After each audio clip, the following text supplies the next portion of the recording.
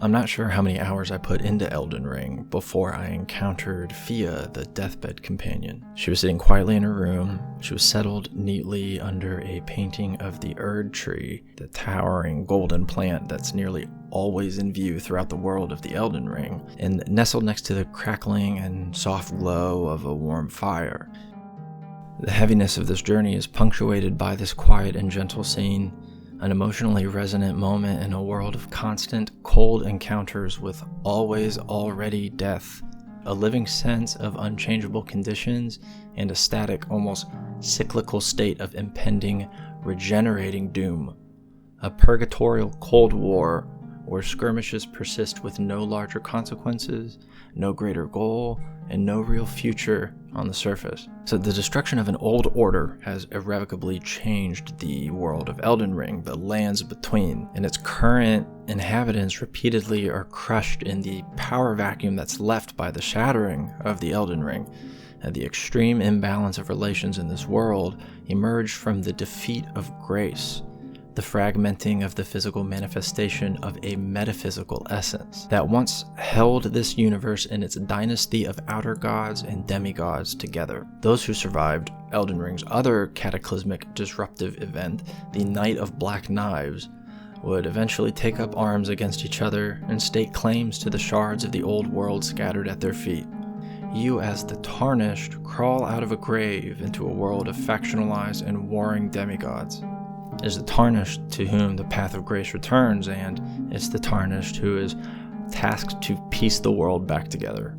Fia, the deathbed companion, who lied with the first fallen demigod in the Night of Black Knives, lied in wait of his return, in a triumph over death. She warmly embraces you under an image of the light of grace that has, at one point or another, seemingly failed you both, amidst the imperfection of your respective subjectivities and the abject suffering and death of your lived experiences.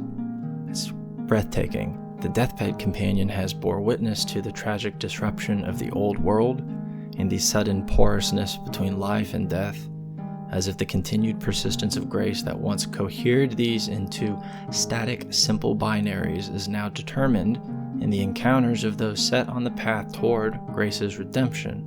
This image represents a deathbed vigil that persists until death is overcome. The varied experiences of those who live in death, the many in this world, over which the shadows of an ever-receding grace are cast in unique patterns of grays and blacks, cohere in a series of intimate, affecting moments, where everyone gives a bit of themselves as they might bear witness to each other's fallen state and persist towards some kind of redemption.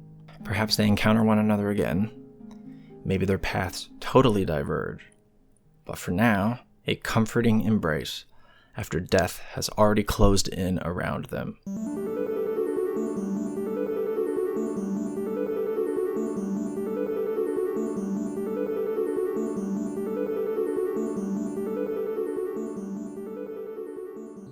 The Danish philosopher Søren Kierkegaard describes man's reconciliation with death as to put it one way, a process by which ordinary people encounter their potential in tension with the finitude of life, and in the lack of faith in God, and really lack of faith in one's own faith, emerges a sickness unto death.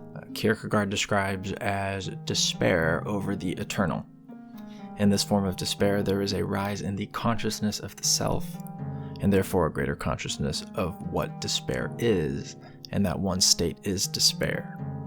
Death had an almost constant presence in Kierkegaard's personal life, so as a prefiguration of existentialism, the fact that Kierkegaard comes by these ideas honestly has continued to weigh heavy in my mind over the years.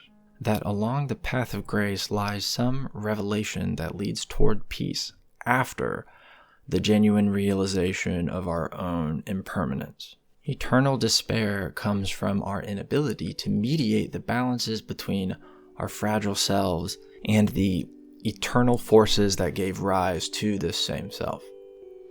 The pain of an existence that stems from the realization of its own impermanence and the anxieties that emerge from this way of thinking and living without intervention of a self-governing drive toward the eternal.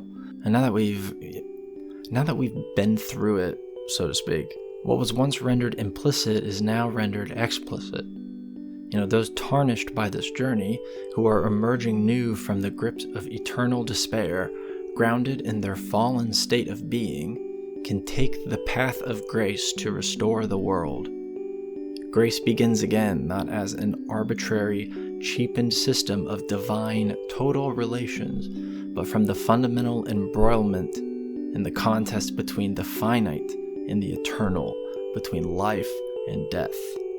The harrowing of hell of early church theology, this no doubt consciousness-expanding idea, and the subject of countless artistic depictions throughout history. I'm fond of Duccio's woodcut of the event.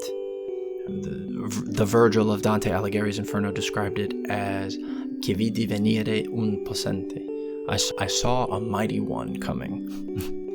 The persistence of grace, stripped of its fundamentalist vulgarities, is the reaction of an innermost being toward the urgencies and potentials of grace in the world, something that reaches out toward things outside of life and death as we know them. The path of divine grace, to again reach back to Kierkegaard, is to die death, a path that is for all its existential angst, that helps us find a peace. And through this, we might ground our being in such a way that allows us to look beyond our immediate state, to contemplate the new, the eternal, the most high, in common for everyone.